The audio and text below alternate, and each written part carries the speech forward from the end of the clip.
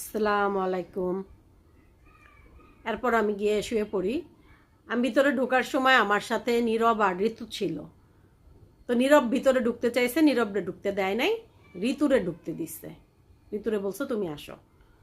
তো ঋতু আর আমি ভিতরে ঢোকার পর আমি শুয়ে পড়ার পর ঋতুরে বলতেছে যে ওর সালোয়ারটা মাজা থেকে একটু নিচের দিকে নামায় দাও। তো ঋতু একটু নিচের দিকে নামায় দেওয়ার পর স্যার আমার মাজাতে ইঞ্জেকশন পুশ করে অবশ করার জন্য। কোন পাশে ইঞ্জেকশন পুশ করছে, ডান পাশে না বাম পাশে, আমার এটা আসলে এখন মনে নেই। তো পুশ করে স্যার চলে যায়। তো কিছুক্ষণ পর আসছে, আইসা ঋতুরে বলতেছে তুমি ওকে চেপে ধরো, জোর দিয়ে চেপে ধরো। আর আমাকে বলতেছে যে তুমি তোমার মানে যেই পাশটা অবশ করছে সেই পাশের পাটারে ভেঙ্গে চেপে বুকের কাছে নিয়ে জোরে চেপে ধরতে, যে তোমার যতটুকু শক্তি আছে তুমি পুরোটা শক্তি দিয়ে চেপে ধরো। তা আমি ধরতে পারতেছি না, আমার হাতে ক্যানোলা করা, আমি শক্তি দিয়ে ওইভাবে জোর করে চাইপা ধরতে পারতেছি না। তো ঋতু বলতেছে যে স্যার আমি ধরি, বলতেছে না তুমি না, ওরটা ওকেই ধরতে দাও, ওরটা ওর ধরতে হবে। তো তারপরে কোনো রকমে চেপে শক্তি দিয়ে ধরলাম।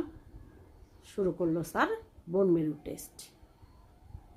উফ, বোন মেরু টেস্ট এত কষ্ট! আমার কাছে মনে হচ্ছিল যে আমার মাজাটার মধ্যে কেউ গ্রিল করতেছে। গ্রিল মেশিন দিয়ে দেয়ালে যেমন গ্রিল করে, ঠিক ওই রকম, যে আমার মাজার ভিতরে কেউ গ্রিল মেশিন ঢুকাই দিছে। তো আমি তো চিৎকার অবশ করার পরও আমি টের পাচ্ছি।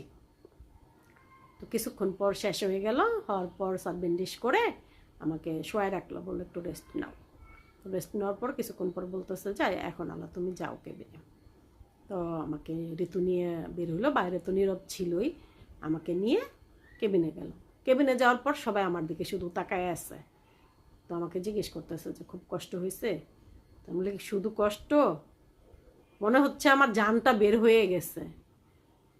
দেয়ালে যেভাবে গ্রিল মেশিন দিয়ে গ্রিল করে, আমার মাজাটার মধ্যে এইভাবে কেউ গ্রিল করছে। ঋতুর আমি জিজ্ঞেস করি ঋতু তা সেরকমই কিছু ছিল? তো ঋতু বলতেছে হ্যাঁ, যন্ত্রটা ওই রকমই ছিল। তো সবাই বলে কি করবা, একটু তো কষ্ট করতেই হবে। হ্যাঁ, একটু তো কষ্ট করতেই হবে।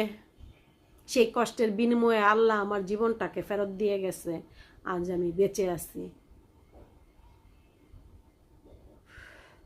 আজকে এই পর্যন্তই।